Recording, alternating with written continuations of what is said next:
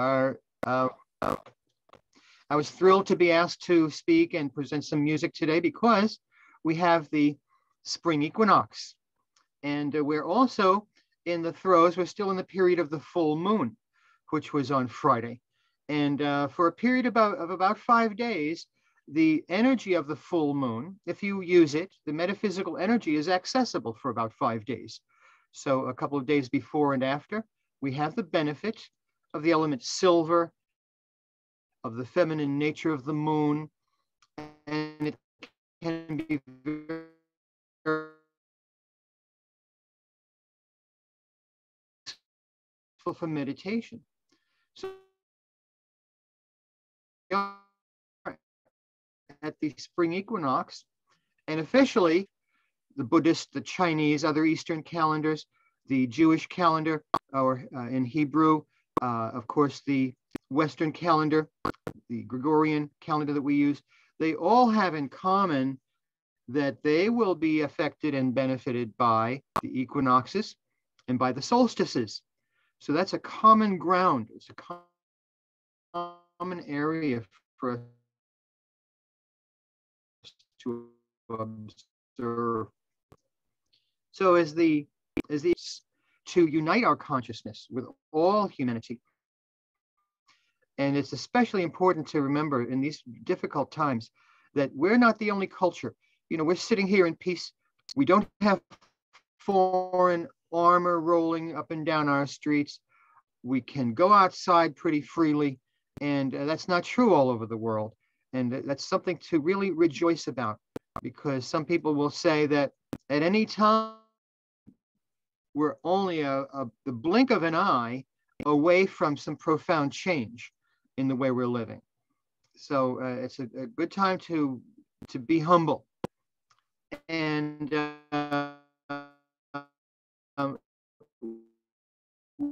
with regard to the unity teachings, unity of what?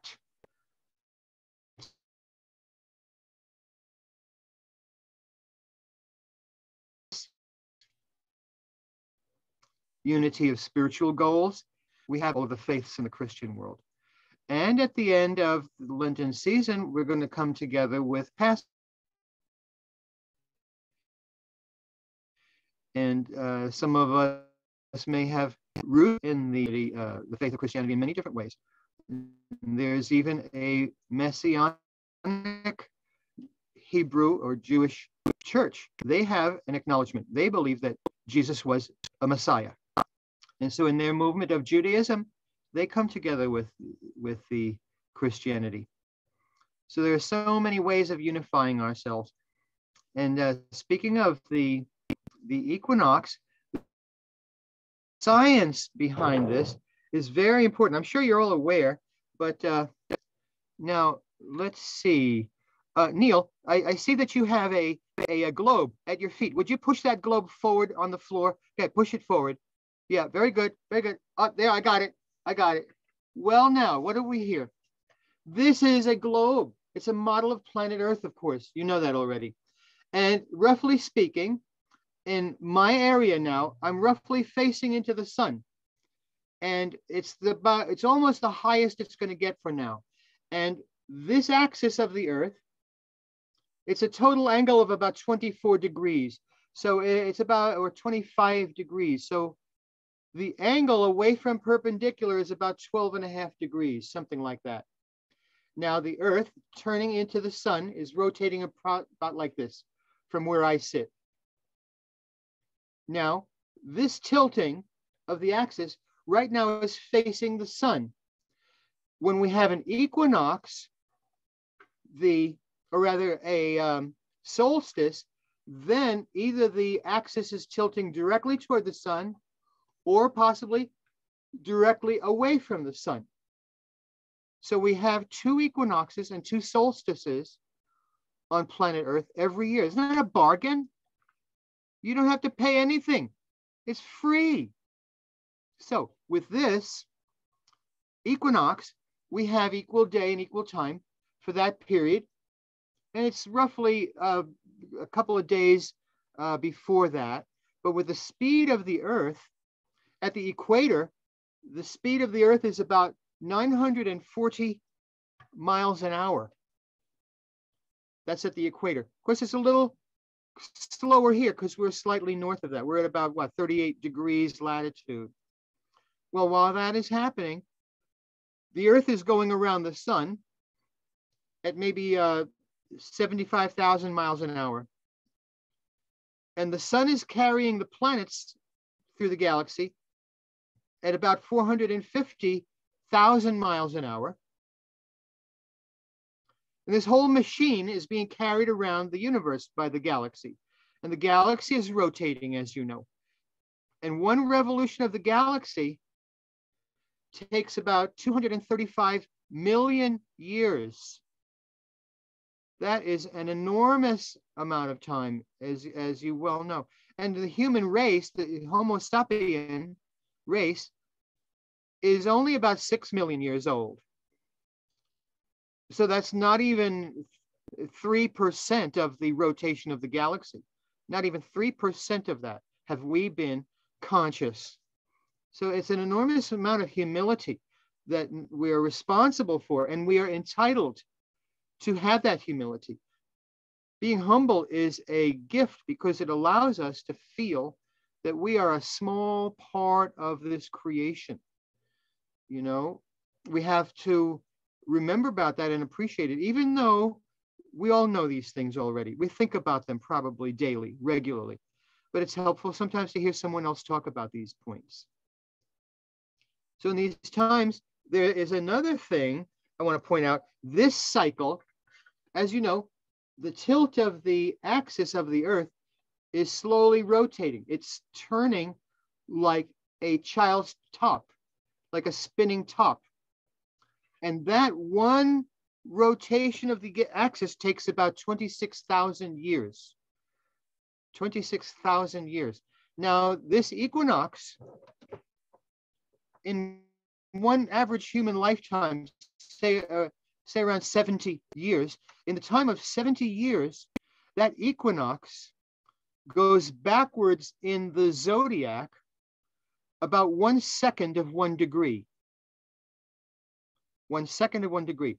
So after about, I think it's about 12,000 years, in 12,000 years, no, excuse me, 1,200 years, the sign of the zodiac goes 1 backwards.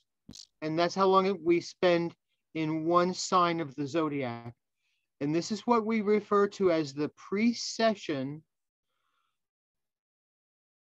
of the equinoxes, that the equinoxes are moving backward in the zodiac.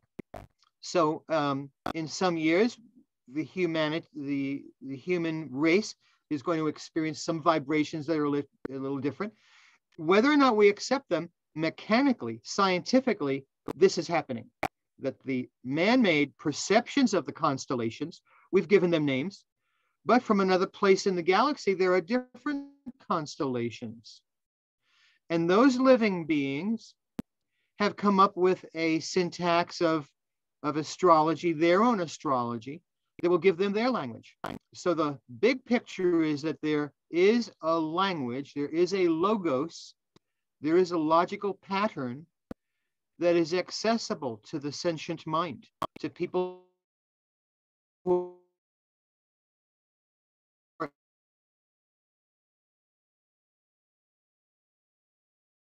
in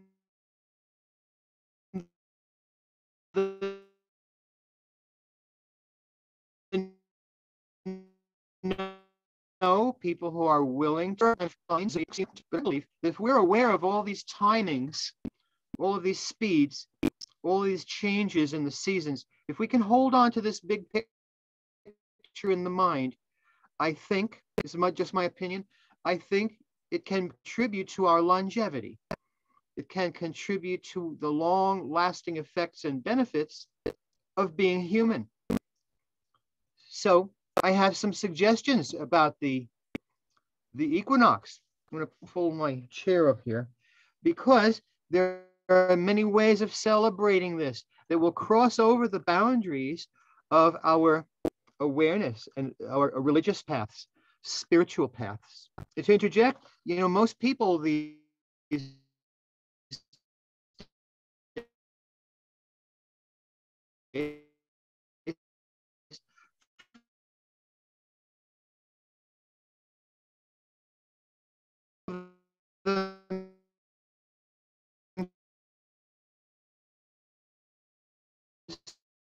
themselves as of Hasidism with other religions.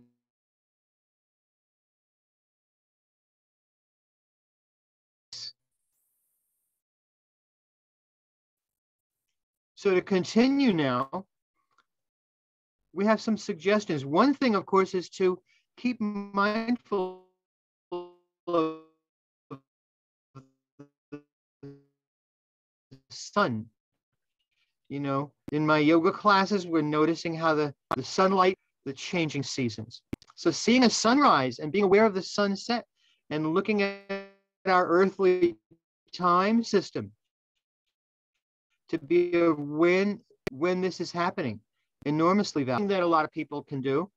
And you can do the observation of a simple space on the ground. You can look at the space of 1 square foot and notice the enormous decay and rebirth that happens on that 1 square foot of ground. That's a very enormous thing to connect all of us.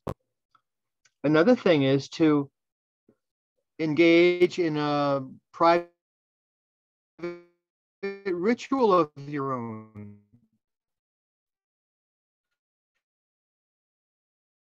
A beverage of some sort, making a tea, making herbal tea. Do you have any sarsaparilla? That's the way I pronounced it in Brooklyn. You can make your own beverages with tea. Mint, right out of the ground. I have to forage some mint a little bit later. It's a very hardy herb. If you plant a little bit of mint,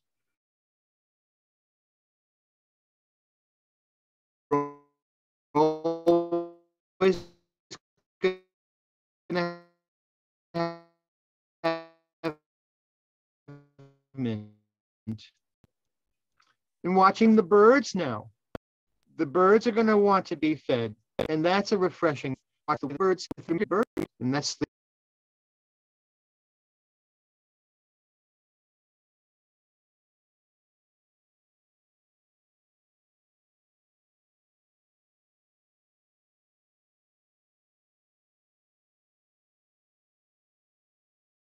to interject here because the recording may be a little sporadic, for which I apologize. I have nothing to do with the internet connection.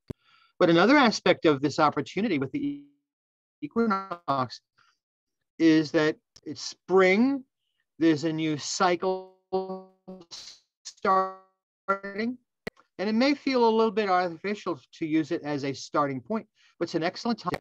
Get a simple piece of paper and a pencil and sketch something. You don't have to be an internationally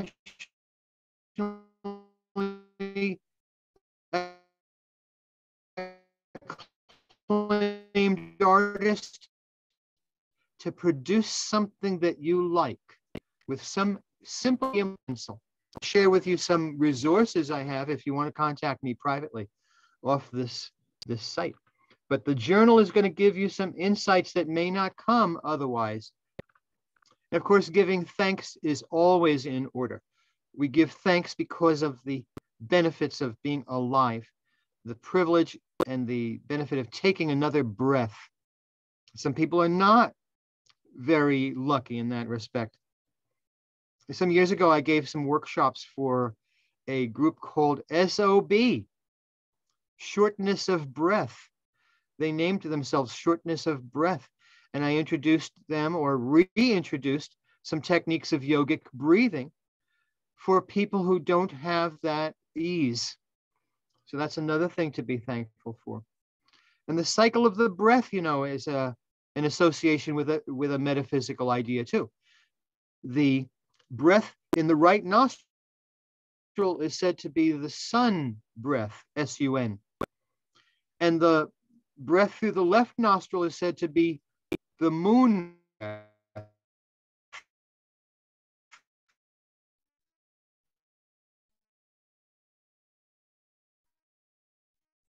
And by isolating the nostrils, alternate nostril breathing, we can highlight where for a while you close the right nostril and just breathe for a while through the left nostril. And this will highlight a cooling breath, lunar, and this could benefit people who are enduring a migraine headache. Now, you have to remember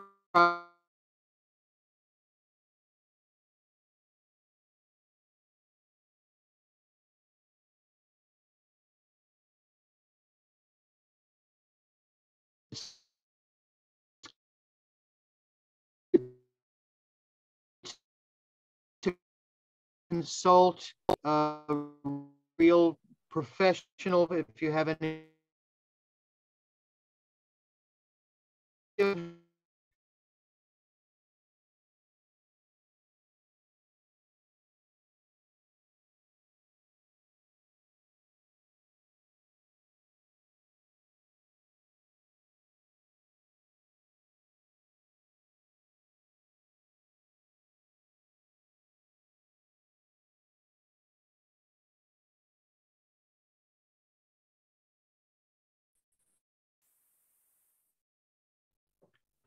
So now another time, here we're coming to a punctuation mark in the pandemic. Things are starting to open up more. That's a great benefit. We do have to observe the protocols, though, as suggested by the medical community. But spending time with family and friends is enormously important. We all know that. Those of us who have had to limit our associations with friends, we know how important it is to have associations with our friends. And also, writing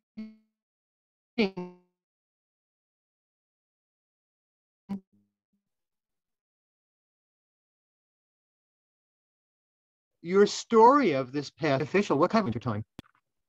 And also what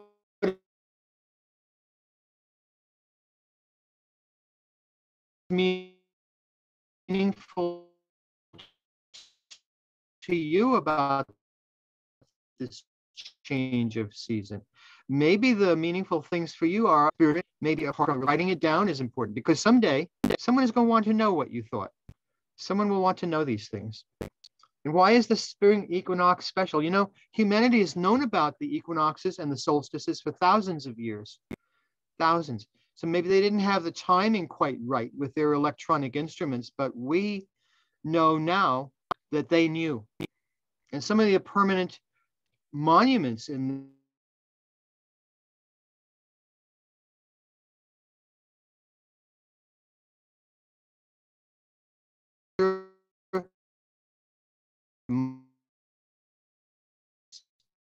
of course, Stonehenge, the universe, the bigger picture.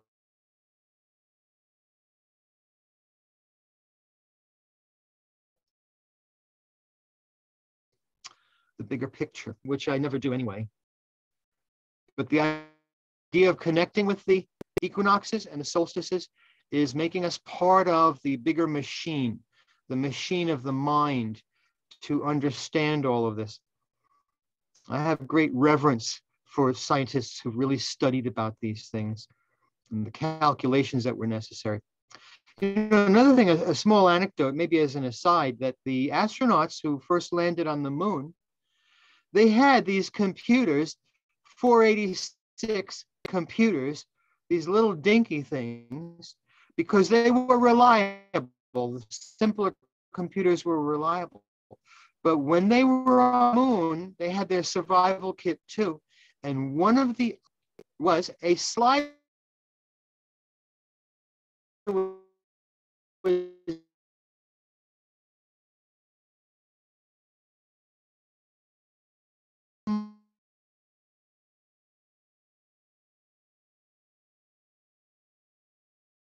have one just like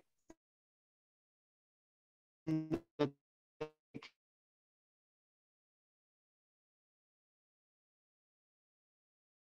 but in the event slide rule. Anybody? Okay. It's a rare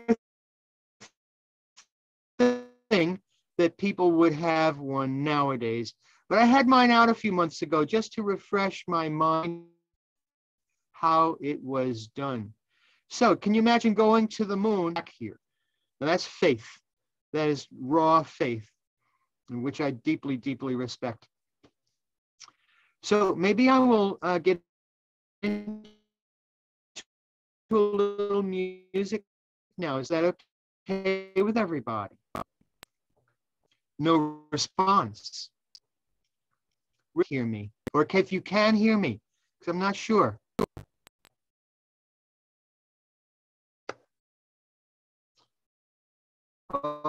Okay, my understanding is that the sound is going in and out. I'm hoping that you'll be able to hear the next thing I do. I'm going to give us a cyclic feeling with the flute. I know that a couple of you preferred when I play the flute. I honor you. The flute is a cycle of the breath. And one of the reasons that I have been drawn so passionately to the flute is that it requires the breathing, and that is a natural flow of the breath to play this instrument. There's not a lot of pressure as with some of the reed instruments, which are also beautiful. This one is suitable more to my temperament. So let me give you something on the flute now.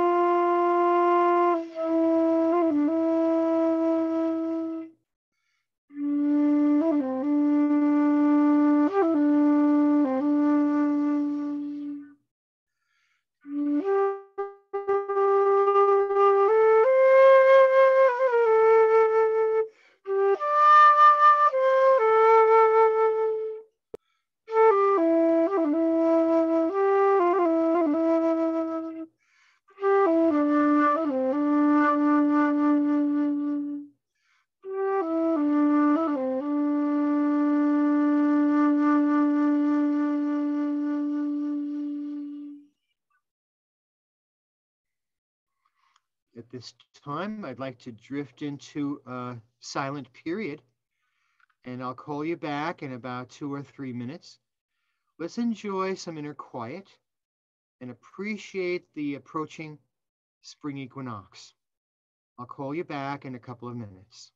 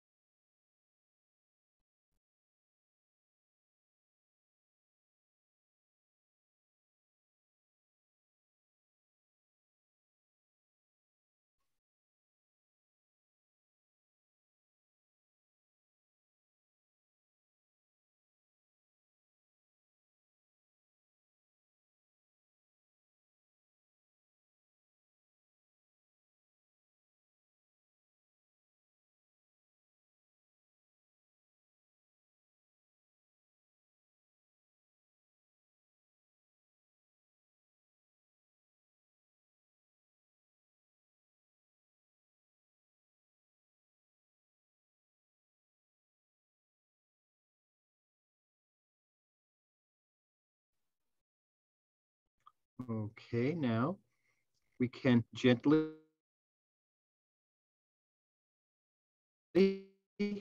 release the meditation preserve this quietude.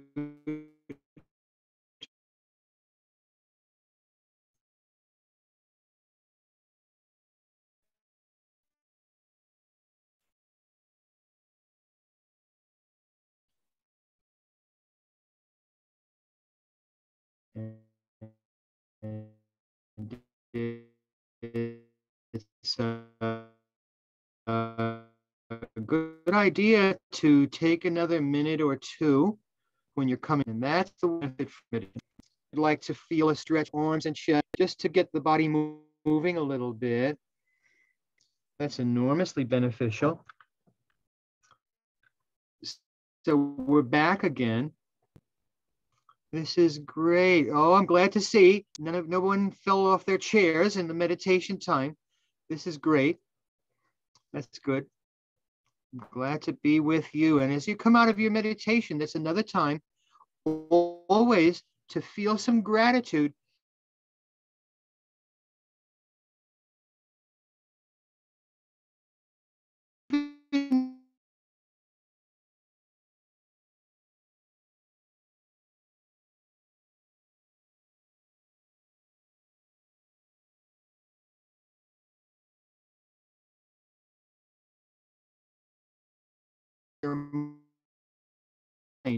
During the meditation.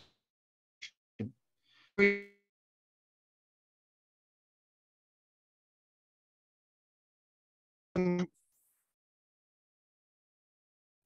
that's the way I refresh my technique, and I start again. And then come out, we always say to ourselves,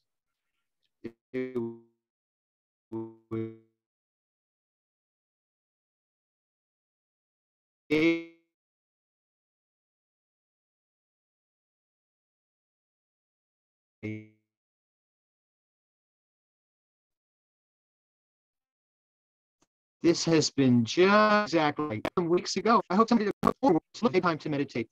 Some people very dear to me do not meditate. And that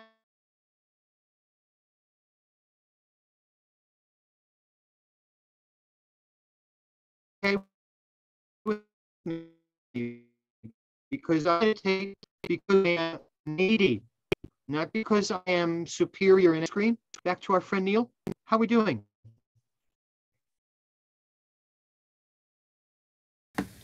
Well, let's just say we're doing. Okay. Okay. You wouldn't have to have a transcript of your talk today, would you? Oh my goodness. Oh, I'm so well. What to say? How many of you heard some of the talk? Anybody? Oh, Yeah, some of it. Yes, John, some of it.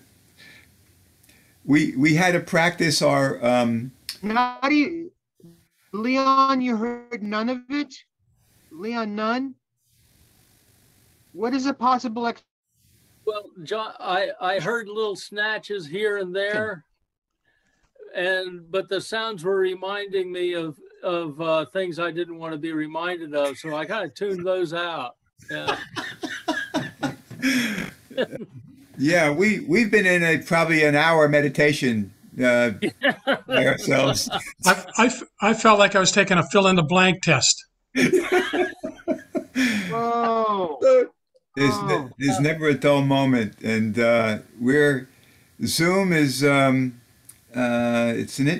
we should go Google that word Zoom because I'm sure it has some hidden meanings. Well, I enjoyed it anyway because Yes. I was watching you and meditating and watching our faces as nobody wanted to interrupt you. It was there was a lot of reverence about it, and I did hear the part when you were holding the globe, and I learned something. So, John, I always love you. Do you know that you played for our wedding? How many years ago now? 2003. It'll be 20 years next summer that you played at our wedding, and we just honor That's lovely. you so much. And I want to say, John, that I like to take Well, I notes. could say the same No, thing.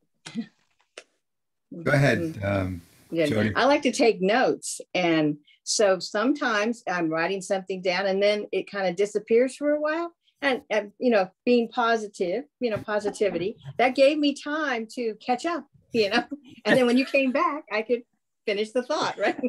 Yeah, Jody, So I wrote a whole didn't lose book. anything. What? Yeah, unfortunately, I mean, if you care to share your notes, if you have them typed out, if you don't, then forget. You know, that's Yeah. your decision. But it was a pretty vulnerable connection this morning, and Yeah. Yeah. we missed a lot, unfortunately. Mhm. People will thank her for her service to the doctor if you see her handwriting. Well, you don't have to see my handwriting. I'll type it. I'm sorry for any part that I played in it. We got most of the flu. Yeah. Yes, when the flu Yeah. came back at the end, it was like perfect. You know, I apologize for any part that my mic system had on that. Mhm. Wow. One of the things that I had to do. Are you near the router where you're speaking to us? Your router in the house? No, it's upstairs. Okay. But One of the things I that have the you, receiving thing here. yeah, one of the things that I found that I had to do is buy one of those Fire Sticks or repeaters, Linksys, and I put it on my laptop, and it picks up the signal from downstairs from the Verizon router. So maybe in the future, think about that. They're not that expensive, but you just put in the password for the router when you hook up your little stick. I don't want to take it out now because then I'd lose all of you to show you.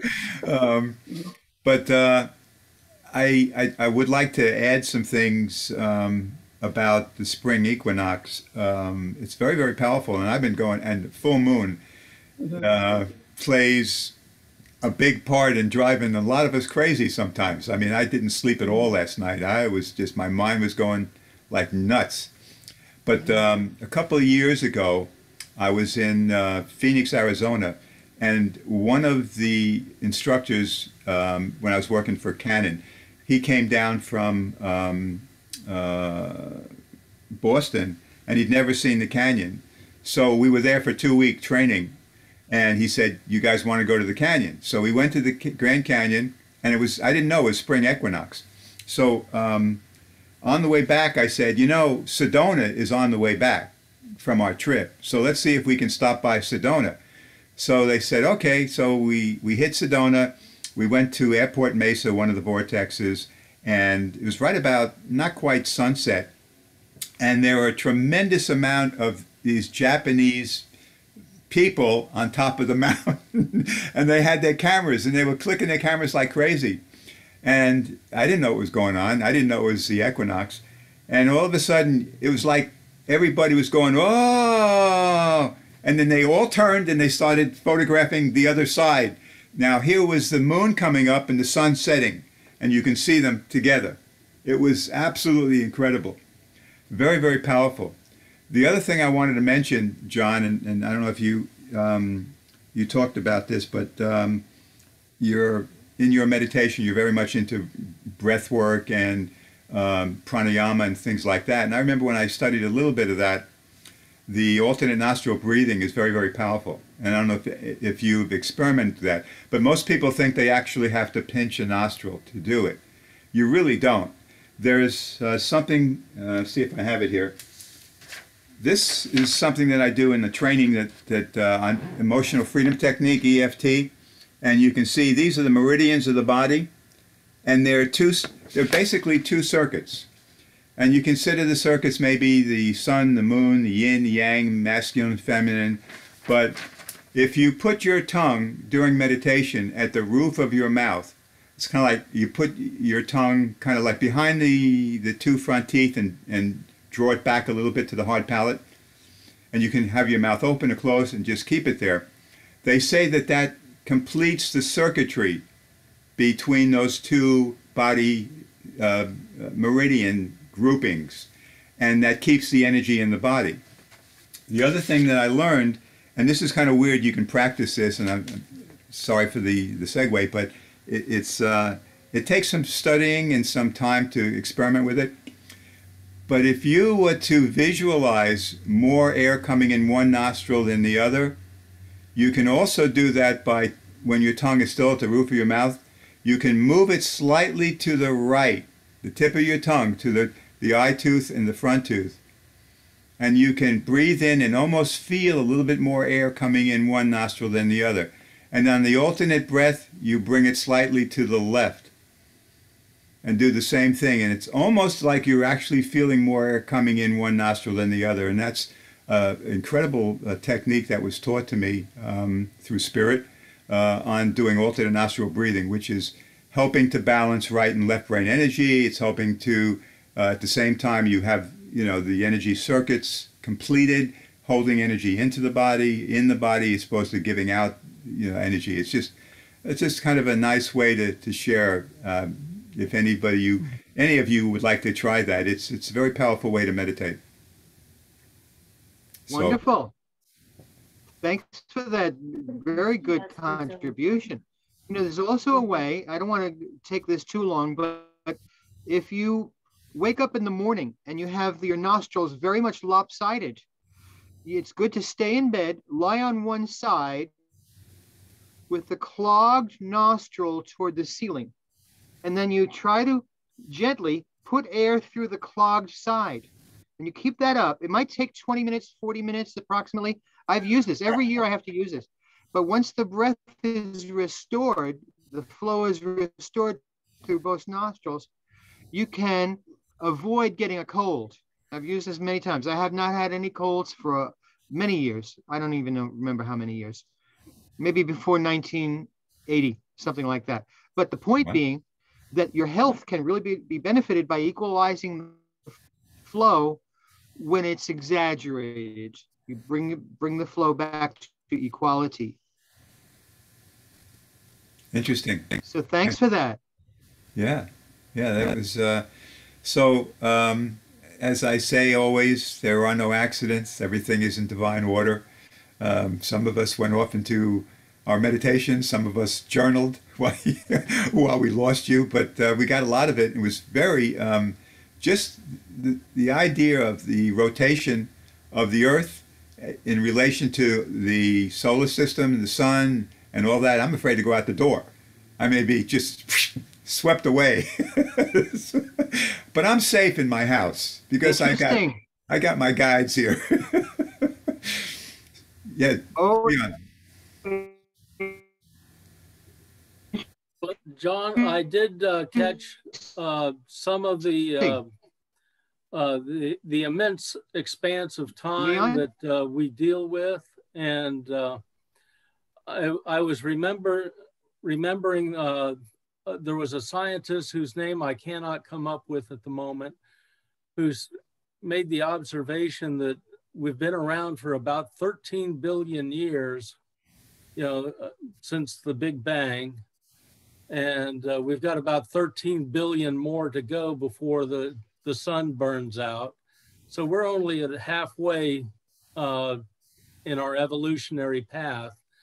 And that's just very humbling. And I don't really have anything to add to that, but that's, with all the interruptions, I thought in 13 billion years, maybe we can get a better Zoom for you about. Yeah. Hey, Leon, maybe we should start buying those electric blankets and our heaters now, huh? What do you think? Right. Oh, it's such an interesting point. I want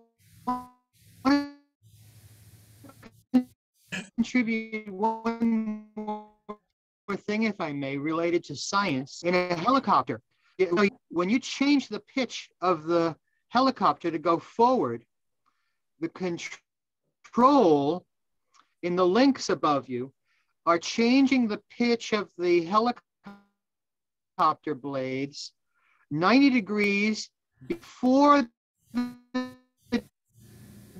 direction you want to go. So if you want to go forward, that direction.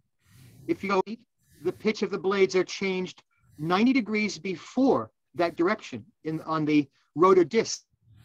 So there's a scientific idea about the precession of the equinoxes.